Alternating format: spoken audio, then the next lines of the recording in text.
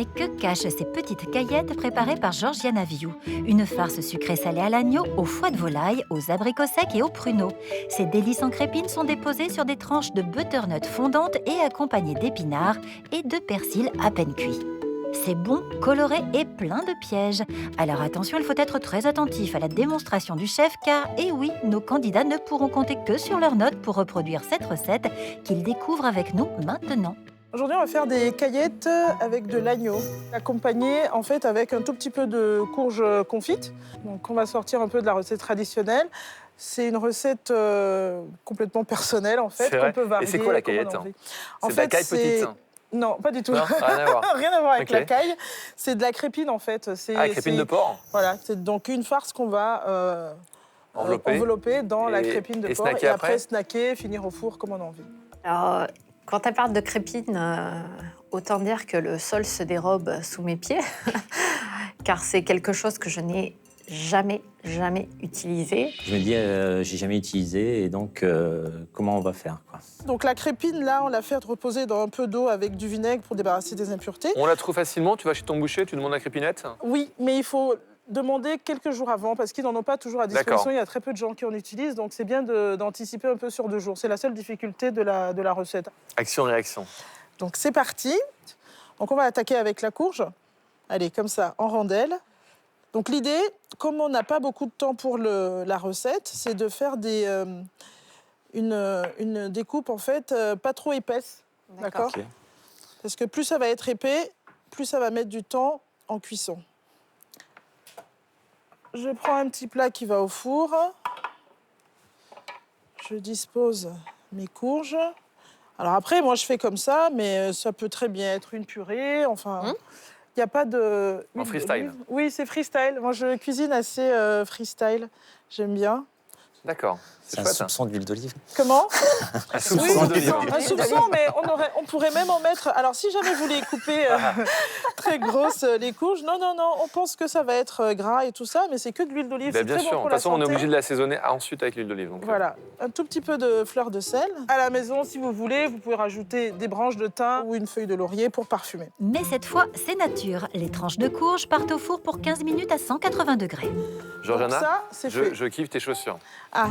Un peu paillettes, un peu Saturday Night Fever. Oui, c'est mon côté un peu rock'n'roll. C'est bien, hein. C'est super, j'adore. Je veux les mêmes.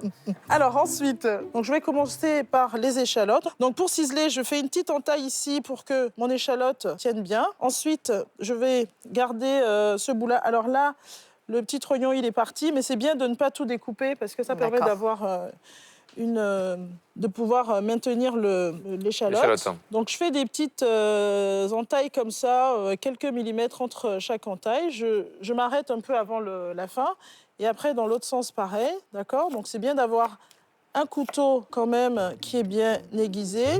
Pour ciseler, c'est même impératif. Le chef réserve ensuite l'échalote et découpe maintenant les abricots secs. Et les pruneaux dénoyautés.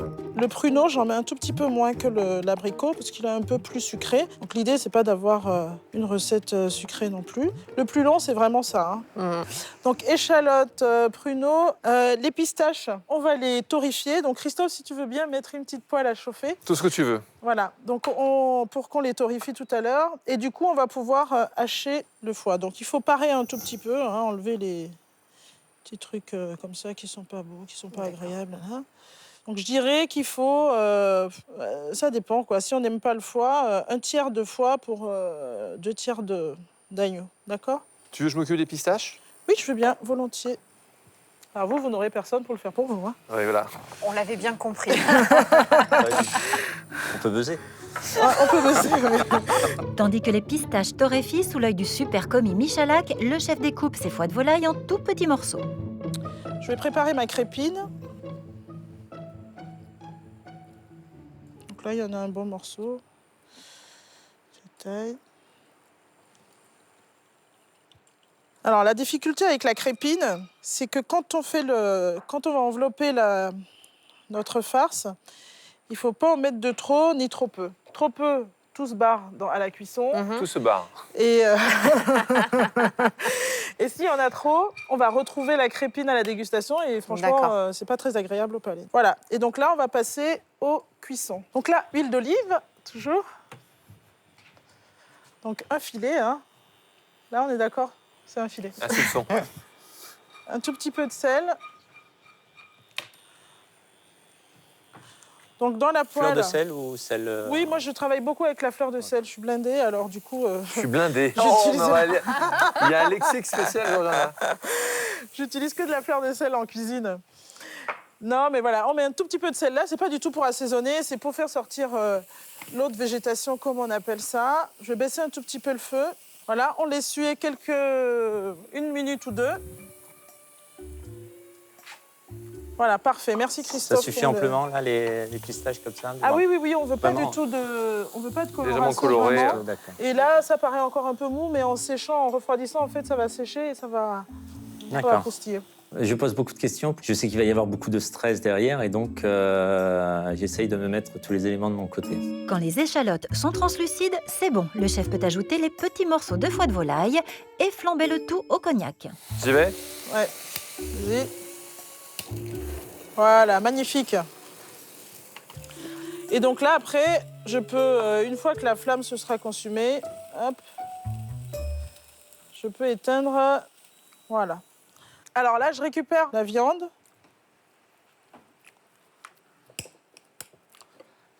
Mon mélange échalote et foie.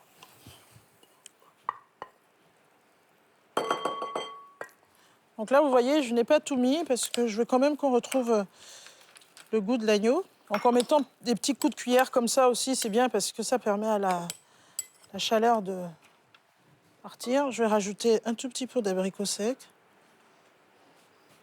Voilà. Un tout petit peu pruneau. de pruneau. Il colle un peu plus à la main, donc j'y vais avec la cuillère. Ok. Et donc l'abricot et le pruneau, on met temps pour temps ou... Non, c'est pas tant pour toi. Mais après, c'est toujours une histoire de goût. Moi, j'attends un plat quand même salé. Hein, ça, c'est juste pour l'égayer un peu. Donc, c'est pas une sucrerie aux fruits secs, quoi. C'est pas une pas une pâtisserie, brioche. quoi. C'est pas une brioche de On n'est de pas dans le début Va d'année. jusqu'au bout de ta pensée. C'est pas une brioche des rois, quoi. Donc là, j'ai rajouté un tout petit peu de piment. Piment de Cayenne, piment d'Espelette. Mon œuf qui va donner un peu de liant à tout ça. Tac, tac, tac. Un tout petit peu de sel. Ah, Cécile. Un Oui, tout petit peu oui, de oui. poivre. Cécile a tendance à À ne pas saler. pas trop assaisonner. Voilà, Ah, c'est dommage. c'est- Si Faut ça un n'a pas pâté. de goût. Un pâté, c'est bien quand il est relevé un petit peu. Un pâté. Ah, ça Ouais, vous fait penser au pâté. pâté, ça. Ça fait une Non, préparation mais un oui, peu... oui. Non, mais ça pourrait être un pâté. Hein. Il suffirait de le mettre dans une terrine et Voilà. c'est du pâté d'agneau. Hein. Un petit pâté d'agneau à l'estragon, un peu, et au persil aussi, que le chef ajoute. Et ensuite, découpage. Il faut enlever les bords épais de la crépine et dessiner de beaux carrés. Donc là, je prends un tout petit peu de farce.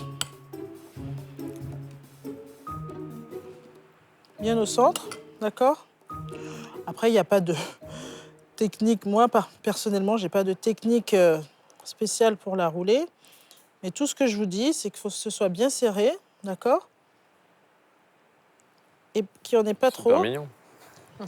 Parce qu'après, sinon, à la cuisson, tout ne Ça fond s'échappe. pas. Et du coup, Ça se barre. ou ça se barre, Christophe. Ou alors, la crépine, elle reste et en bouche, c'est pas très agréable. Eh ben, je me dis, ça a l'air assez facile, mais je pense quand même buzzer à ce moment-là. La confection de la crépine me paraît assez compliquée et je me dis que ça sera peut-être l'occasion de faire un buzz.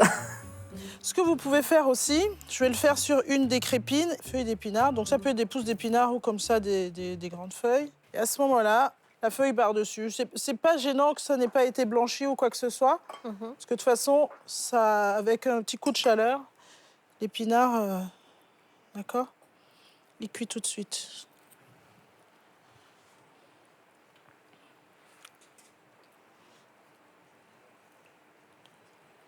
Hop là. Du coup, on en aura un vert et les autres pas verts. Donc, pour la recette, vous les voulez comment alors? Oh, je crois que je les veux avec les épinards. Bonne question. Les petites caillettes aux épinards sont prêtes et les tranches de courge dans le four aussi. Le chef les dépose sur du papier absorbant pour enlever le surplus d'huile. Voilà. Attention, ça c'est Ah, t'es une chaud. tueuse, je prends ça à pleine main. Je sens plus grand-chose maintenant avec les mains. Faites attention les enfants, hein, c'est pas... Faites pas ça, hein, Ouais. vous gagnerez pas plus ou quoi. Ah, bah, ça surprend. Elle doit avoir des mains en fer. Donc là, on va mettre en cuisson et... Ah, super, merci Christophe. J'en prie. Donc, un tout petit peu d'huile d'olive, hein, très très peu là pour le coup, parce que l'agneau c'est un peu gras quand même. Voilà. Et pendant que l'huile chauffe, je vais concasser mes pistaches. Attendez, je vais mettre ça sur le côté déjà. Voilà, donc une petite pression, un peu comme pour l'ail en fait, une petite pression à plat et après un petit coup de couteau dedans, d'accord? D'accord. Donc là déjà, rien qu'au bruit là, de la lame sur les pistaches, on sent bien qu'elles Elles sont croquantes. sont croquantes, hein, d'accord? Voilà. Perfect. Donc là, dès que l'huile est chaude, voilà, à plat. Donc La fermeture. la fermeture D'accord. Face à la dans poêle. la poêle, d'accord?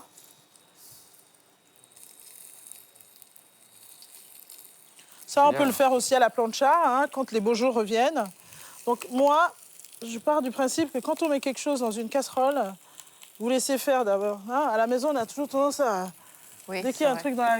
Oui, Ah, à, ouais, comme à ça, secouer comme ouais. ça, parce que... genre, Tu sais que Dixit, ton père spirituel Frédéric Anton, Ouais. avait dit ça. Il dit voilà, on pose, on laisse cuire Ah. pour ensuite remuer. Moi, j'aurais retenu un truc. Non, mais c'est très vrai, parce que du coup, ça fait que la cuisson, du coup, elle est un peu plus uniforme. Donc, l'idée, c'est de donner une belle coloration, d'accord? Donc, au bout d'une minute à peu près, tac, on va dire que c'est scellé, d'accord?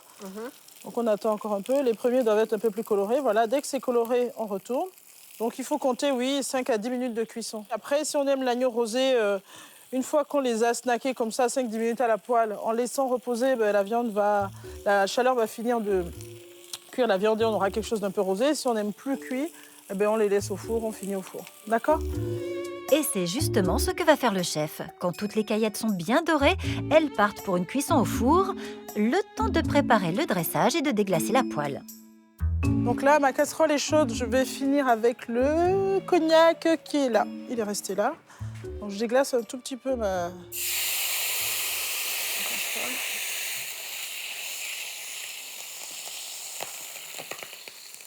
Ça en met partout. Pas trop, parce que comme ça, j'ai bien quelque chose d'un peu sirupeux. On met tout ce qui reste de cognac. J'ai pas mis tout ce qui restait. Hein. Là, ce Au qu'il faut feeling. faire, c'est au feeling. Faut pas que ce soit liquide, faut que ce soit un tout petit peu sirupeux, quoi. Sinon, vous allez être obligé de remettre en cuisson, vous voyez? Pas mal, hein? D'accord. Voilà. Donc, je pense que là, on est au bout du temps réglementaire, donc on va vite dresser. Il te reste 30 secondes, Georgiana. Alors, maintenant, on va dresser. Donc là, La courge. la courge, on va en mettre 3. Hein. Voilà. Tu veux quoi, le retirer? Comment? Non, tu veux pas de gants, toi tu y vas Ah direct. non, ça va. Incroyable mais vrai. Le four est à 180 degrés quand même. Ouais. C'est un peu chaud, hein. Ne faites pas ça chez vous. Voilà.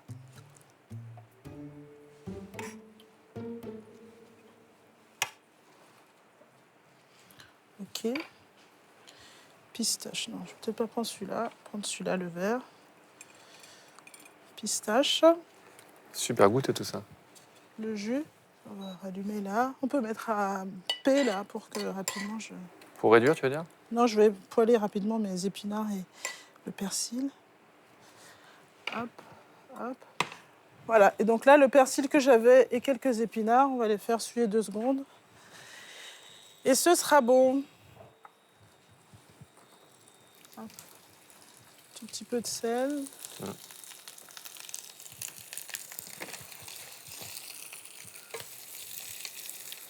Bon, juste un retour. Ouais, juste un aller-retour. Super. Voilà.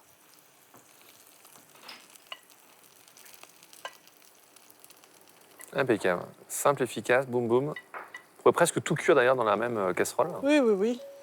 Et voilà. Magnifique. Et il faut être honnête, il y a énormément de travail en amont et en une demi-heure, ça va être juste chaud. Quand on voit le plat dressé comme ça à la fin, on se dit bon, c'est facile, mais on verra comment ce sera au moment où il faut le faire. Bon, Bah écoutez, à vous de jouer maintenant. Bravo.